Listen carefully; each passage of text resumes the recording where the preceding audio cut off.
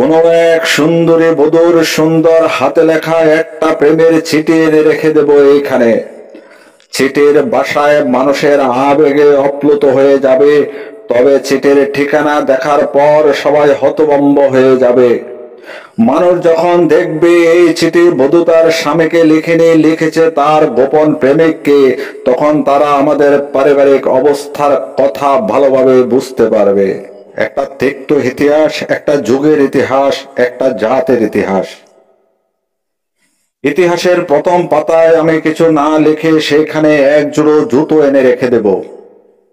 এইটা সেই জুতো যেগুলো মানুষ চুরি হয়ে যাওয়ার ভয়ে উপাসনা করার সময় উপাসনালয়ের ভিতরে নিয়ে রাখতে হয়। পরবর্তী প্রজন্ম এগুলো দেখে বুঝতে পারবে আমাদের চরিত্র কেমন ছিল।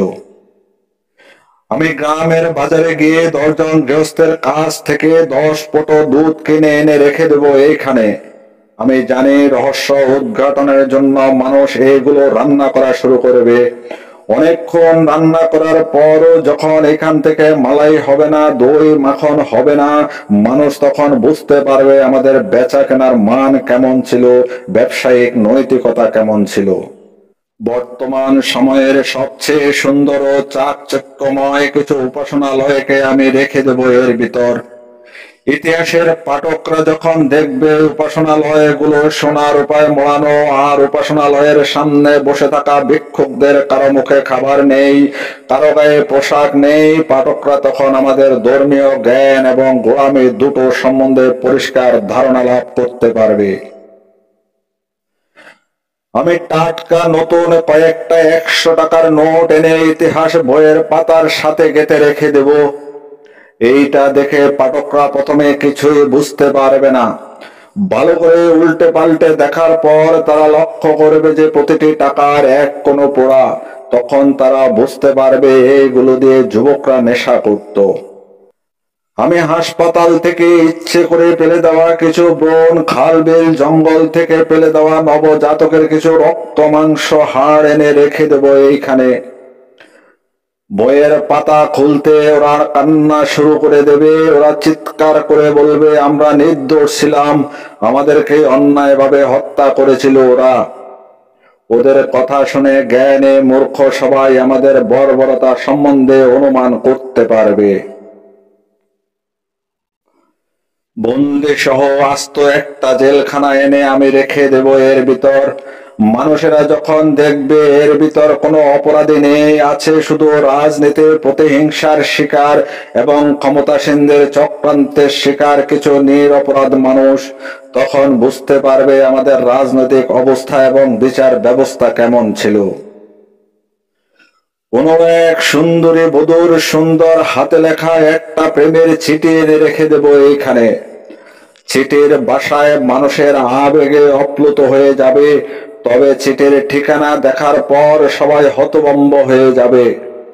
মানুষ যখন দেখবে এই চিঠি বধূ তার স্বামীকে লিখেনি, লিখেছে তার গোপন প্রেমিককে, তখন তারা আমাদের পারিবারিক অবস্থার কথা ভালোভাবে বুঝতে পারবে। একজন পিতা আর একজন পুত্রকে এনে রেখে দেব আমি। মানুষ যখন দেখবে বৃদ্ধ পিতা বৃদ্ধাশ্রমে পড়ে কাঁদছে, কিন্তু তার সম্পদশালী ছেলে তার কোনো খোঁজ খবর নিচ্ছে না, তখন তারা আমাদের স্নেহ পরায়ণতা ও দায়িত্বশীলতা সম্বন্ধে জানতে পারবে। আমি বিশ্বকাপ সহ বড় বড় কিছু প্রতিযোগিতার পুরস্কারের ট্রফি থেকে কিছু সোনার উপায় এনে রেখে দেব এইখানে। ইতিহাসের পাঠকরা যখন দেখবে দুনিয়া জুড়ে অসংখ্য মানুষ খাদ্য, পানীয় এবং চিকিৎসার অভাবে ভুগছে, কিন্তু মানুষরা এদিকে দৃষ্টিপাত না করে সবাই প্রতিযোগিতার ট্রফি নিয়ে কাড়াকাড়ি করছে, পাঠকরা তখন আমাদের বুদ্ধি, বিবেকের জীর্ণতা ও রুগ্নতা সম্বন্ধে ধারণা করতে পারবে। শিক্ষাগুরুর যৌন নিপীড়নের শিকার হয়ে আত্মহত্যা করা কোনো এক কিশোরের পাশের দড়িটা এনে রেখে দেব আমি। সাথে তার লেখা চিরকুটটিও থাকবে। ইতিহাস পাঠকরা চিরকুটটি পড়ে যা বোঝার তাই বুঝবে।